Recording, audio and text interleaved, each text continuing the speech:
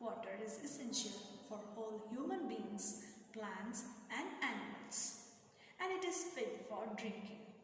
But potable water is not available in abundance. Therefore, what is a potable water? So once again, what do you mean by potable water? The water which is fit for drinking purpose is called as potable water. The water which we consume, that should be in a good, pure, filtered form. Now, why it should be in a pure form, or why it should be considered as a potable water? Is there any need to analyze whether the water is good for drinking or not? That question arises in your mind. It's just because water should be pure to avoid all unwanted germs which is present in water. The tap water which we use, even though it is well clear, there would be lot of impurities that can be present in water, and these impurities normally its absence whenever we feel or we just look into the glass of water in a naked form, then we cannot realize whether the water is pure or impure. So before drinking, we have to filter. That process of killing germs or unwanted impurities, whatever present in the water, it should be analyzed or it should be done. Therefore, what are the different characteristics of water? So we will go for that topics one by one. The first is water should be transparent. Now we have learned about the term transparent. Transparent in the sense, if we place a glass of water in our hand, then the water should be clear. Clear in the sense, there should not be any type of impurities. When we just place it in our hand, the outer things, whatever is placed, should be observed well clearly. So that kind of water is called as transparent water. For example, if I place a glass of water and behind that I just place a pen, so that pen should be clear, then we could say, yeah, water is transparent. It's a property of water that water is transparent. Then water is colorless. Do you feel water is having a pale yellow color, green color, blue color? Have you ever observed like that form? No. Why? Because it's a general property of water. We can say general characteristic of water, that water is colorless. Next is nothing but water is odorless.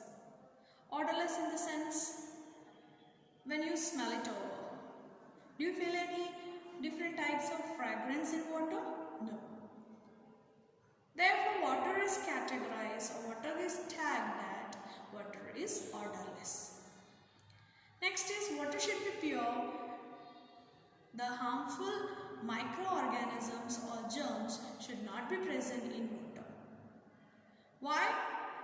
This categorizations of killing process of germs or microorganisms in the sense harmful microorganisms. Why this process should be carried? Because if there is a presence of harmful microorganisms in the water, and I have explained, through our naked eyes we cannot observe that there is a particular presence of harmful microorganisms in the water itself. So before we take up the water for drinking purposes, it is well necessary, or the step should be taken that such types of microorganisms, harmful microorganisms, should be removed from water. Why? Because these harmful microorganisms can cause different types of infections or diseases. Diseases in the sense water-borne diseases. Water should be free from suspended impurities. Water should contain some minerals and salts necessary for our body, and dissolved gases which add taste to water. Water containing carbon dioxide has taste. Water-borne diseases. The water which comes from different sources are not always potable, even though it seems to be clear, because it may contain many types of microorganisms, which we can say harmful microorganisms or germs in it, through which various types of diseases can be caused, such as cholera, typhoid, jaundice, etc. These diseases are called as water-borne disease, of which cholera. The person suffering from cholera may cause or have a tendency of vomiting. He or she can suffer from diarrhea. Cholera causes diarrhea along with vomiting and loose motion due to the infection in digestive canal. And therefore we can say there would be a no urination condition also because of lack of water in the human body. And if the disease is not treated on time, then the person can face dehydration too. Typhoid, it's another waterborne disease which is caused due to the cause of bacteria which infects the intestine. And the general symptoms for typhoid is nothing but high fever. And if the person is not treated, then he or she can be in danger or it may cause death. Purification of water. For cities and towns, the source of water is a river and a lake running nearby. Therefore, this water may contain both suspended as well as dissolved impurities. Therefore, precaution should be needed that before such water being supplied for cities and towns for different types of uses, either for drinking or any type of domestic uses, steps should be taken that the water should be purified. Different types of operations are loading, sedimentation, filtration, aeration, chlorination and storage. So we will learn one by one what are they. Filtration. This process is done just because even though the process of sedimentation is completed, there would be a lot of chances to have lighter sediments settle down into the water itself. So to remove that lighter sediments, the process of filtration is done. It is nothing but done through the source of bed of sand and gravel. Loading and sedimentation. Running water is permitted to flow into reservoirs. Most of the water contains suspended impurities, and therefore as they move, there is a chances of settling down of suspended impurities at the bottom surfaces. Slower the reservoir flows, the water from the reservoirs flow, there would be a greater chance of sedimentation. It means as the water flows from one surface to another surface in a slow motion, as it slows the flow from one to the another, that means from the top to bottom, then what happens? Ultimately, there is a greater chances of suspended impurities to settle down to the bottom surfaces. And the process of settling down of different types of suspended impurities, and to just fasten up this process, loading is used. The process of loading is nothing but adding of chemicals called alum. That is nothing but the loading and sedimentation is known for. Water, a universal solvent. Water has the ability to dissolve solid, liquid, gases into itself, and therefore it is termed as universal solvent. Up to here we learn all about water, its properties, characteristics, different types of purification methods, etc. But is there any need to conserve water? A question arises. Yes, definitely. Water should be conserved because for all the living organisms, even though it is plants, animals, human beings, etc., water is not available in its abundance amount. Therefore, water should be protected, it should be preserved, it should be conserved. So what are the different techniques or methods used to conserve water? They are nothing but the first of one is avoid wastage of water. Most of us waste water in its accurate level.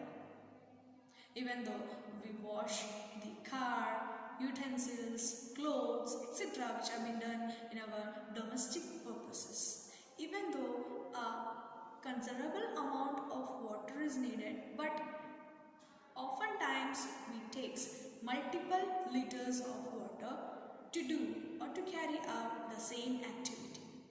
So that is nothing but all about the wastage of water. Water pollution. The water which is available common in all of our sources, that is river, lakes, ponds, etc. Normally it is considered it is not fit for drinking purpose. The reason behind is that the water which drains away from river, lakes, waters, ponds, etc. may contain different types of impurities. Either the water may contain dissolved impurities or suspended impurities. And along with the impurities, different types of water waste can be also available, such as the waste which is generated from homes, agricultural sectors, industrial sectors, etc.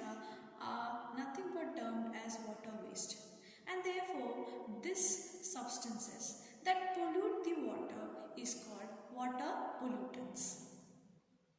And thereafter, this water pollutants causes water pollution. Now a question arises, what is water pollution?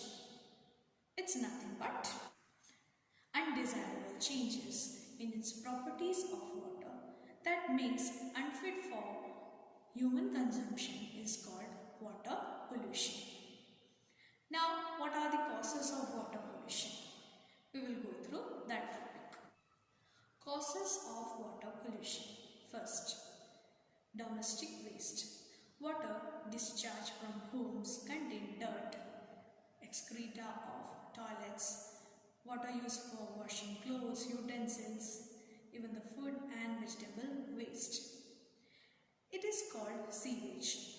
It is drained into the lakes, rivers, etc., which may produce different types of harmful microorganisms, and through which the diseases such as waterborne diseases can be occurred, namely typhoid, cholera, jaundice, etc. Then what about agricultural waste? In the field of agriculture, different types of use of fertilizers, pesticides, fungicides, insecticides are used. And therefore, these are drained away with the help of rainwater into the rivers, lakes, ponds, and therefore the aquatic life as well as for the plants, human beings, even with the animals, causes destruction. These chemicals harm aquatic life and spoil the human food. Industrial waste. The waste emits out from the industries can cause the water to be unfit for drinking, and it can be a toxicity to aquatic plants and animals too. So, what are the different steps involved to control water pollution? That we will just learn one by one according to its points. Students, following steps should be undertaken to avoid water pollution. Here are few assignments for you to complete as well.